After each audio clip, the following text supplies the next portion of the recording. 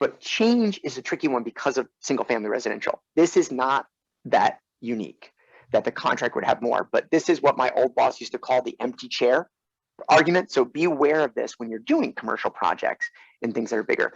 The empty chair, guess who's not there every day on the site of the three parties, the owner, architect, or contractor? The architect once they're building. Guess who can get blamed for stuff in a cynical world? The architect, because they're an empty seat. This is not the case with KGM, but KGM's out on site every day. So if the Woods walk from their little rental property where they're living, walk up the thing to talk about the truss, and there's something I made a mistake on, guess who's going to hear about it first? The contractor. And they're gonna, I'm not saying, but you know what I mean? Like there's a leverage there.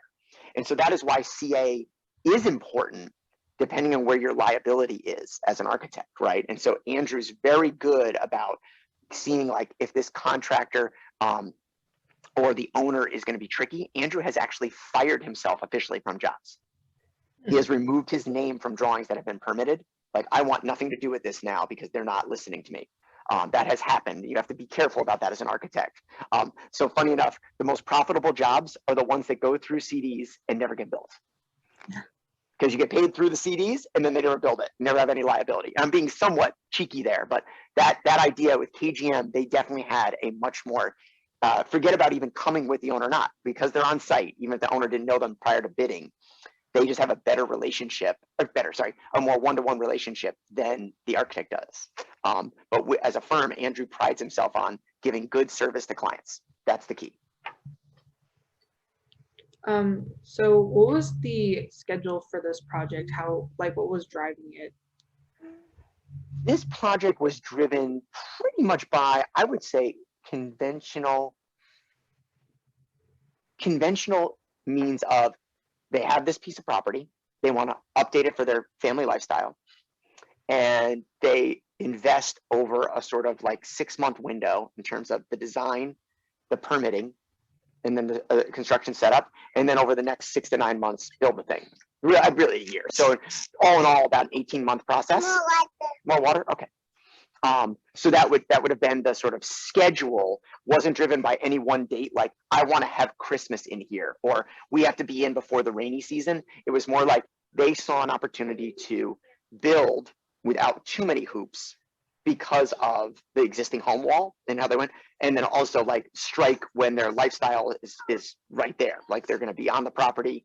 Like I said, they've got this vineyard, they've got this rental pieces. So yeah, it's a huge, not a shock for being Templeton, it's a huge amount of acreage that compared to somebody who like understands urban density, right? But it also allowed them to sort of work through KGM's schedule to say, okay, if we get this permitted, then we'll start in this month, and then we're done with framing by here, and then we'll be moved in by, 7 months from there. But there was this followed, again, like I said, very, very much predictable California construction in terms of how long the permitting took, how long the staging took, and then the actual when you're doing your punch walk to say I'm ready to move my bed in. How long was it from start to finish, the project? I think it was about 18 months. It might have been, and I do apologize, we can double check with Andrew. It might have been a little bit longer, but I think we were pretty quick from design. They blessed things pretty quick because they, like I said, they knew what they wanted in terms of that farmhouse aesthetic. So we drove that pretty quickly, and we turned around a CD set pretty good. I did most of that set myself in terms of like I was Andrew's drafter, but also could kind of project manage at least to coordinate those trusses, whatever. So yeah, it was pretty good. And I think if you look back, Rachel, right, it was just before the super busy times in terms of both Andrew, but also the world. Like people were still wanting to take on work, but also could take it on in real time. And as you've heard Andrew say at our past few Monday morning meetings, we're about 2 months out on if you come to us. Whereas the Wood residents, they came, we started like the next week. But yeah, I would say 18 months. I think Andrew would want me to say to a client that meets with me informally, let's say before they meet with Andrew, 2 years is a good eyes closed thing for ground up construction. You start with a napkin sketch to when you're moved in. 2 years is a good thing. You can be faster, but just between permitting, site prep, stuff like that, it's just every little thing. But, we've had, certainly I would say Wood is closer to that 18-month mark than the 2-year mark. That sounds really quick, which is crazy. Crazy thinking about it now with all the Yes. projects you guys have now. Yes. Yeah. I mean, if we were to like look at the way that somebody like, let's go back to Gales, right? Gales was bid a ton of times because it went back to drawing board, tweak, whichever size. So because of that driving, that slowed that down, but it would not be. I, I love again all the knowledge you have, Rachel, which is so fun. I'm so jealous of you. Like, the how you're just saying this is just awesome. How you've been able to use your your experience, and very proud of you as a poly student and emerging expert in the field. That I think that's right. That when you're like, oh, that seems quick, that's a really good attitude to have, because if you go back to what we're drawing in school or these things, right? 2 years, you're like 2 years. God, well, like you said, if you think about it, Gales was project 213 and is under construction now, but finishing out, right? But that's not really true. It's not like it was consistent from project 213 and we're on project 400 something now, right? Literally, it went through a design schematic, tweaked a little bit, another schematic, tweaked a little bit, another version that's a little more pricier blue sky, and then got scaled back to a different kind of blue sky, and then completely redone to be submerged and has to be re-permitted as changes to the approved plan while it's in permitting to be on grade all sticks, right? These things take time, right? Those revision chunks, whatever. And so that becomes tricky. Whereas if you know what you want and you have a contractor, which is huge, right? That's the other thing to your point about fast. If you have a contractor that's willing to work with you like in the schedule, you're doing great here in California, right? Like that's a huge problem everywhere. So that was the other thing, is the contractor was basically waiting to like, when are you gonna have my permit, Brian, so I can start pouring this foundation, right? That was a big deal.